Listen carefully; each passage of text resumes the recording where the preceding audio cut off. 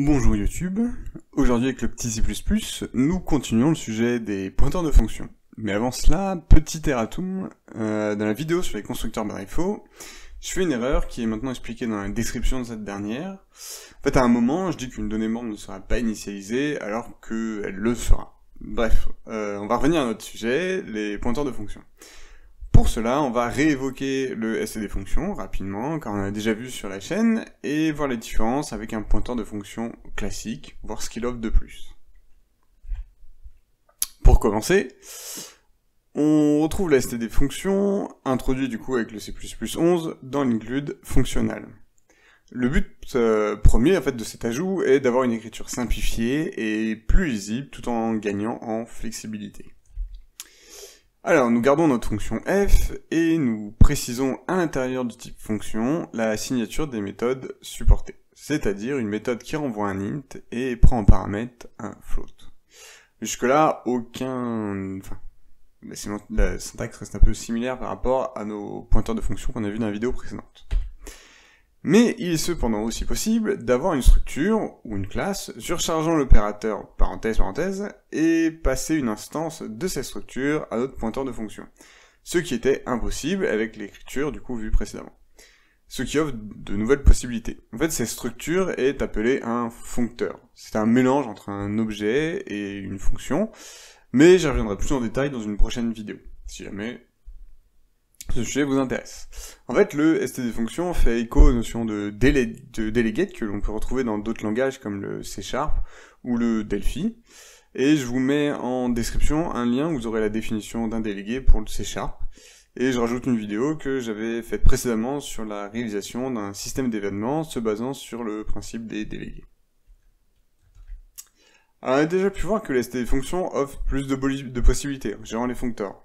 Mais grâce à la syntaxe de chacun, on va en tirer ce que j'appelle une différence de point de vue. Dans la première version, on identifie l'étoile, signe caractéristique des pointeurs. Un pointeur, c'est une indirection vers quelque chose. On va pouvoir copier cet élément, le faire évoluer, changer l'élément vers lequel il pointe, etc.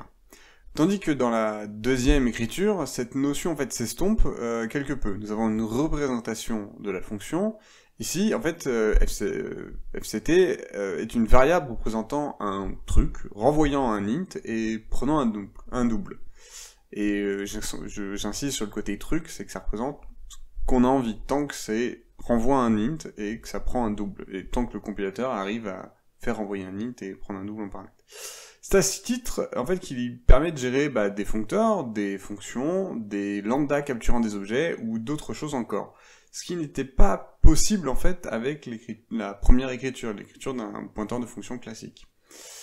Et en fait, du coup, ce stdfunction, ça devient un type ultra générique, avec beaucoup de potentiel, pouvant gérer énormément de choses. Cependant, attention, bien que souvent négligeable, le stdfunction embarque une lourdeur, tandis qu'un pointeur de fonction reste un pointeur, et il n'y a rien de plus léger qu'un pointeur.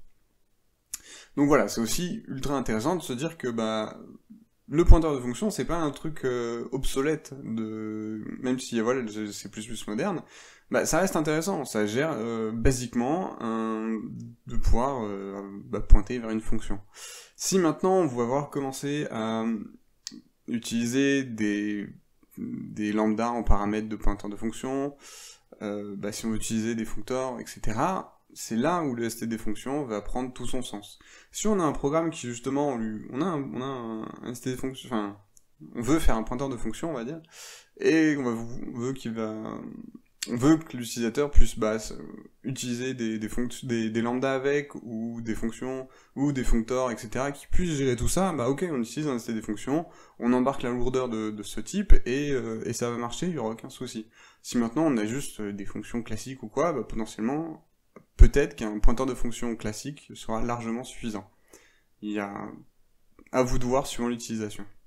Et voilà, on a pu voir un aperçu des pointeurs de fonction en C++, que ce soit la version brute ou la version avec le stdfunction. En tout cas, comme d'habitude, exprimez-vous dans les commentaires, posez des questions si vous en avez, et je vous dis à lundi prochain 13h45 pour une nouvelle vidéo.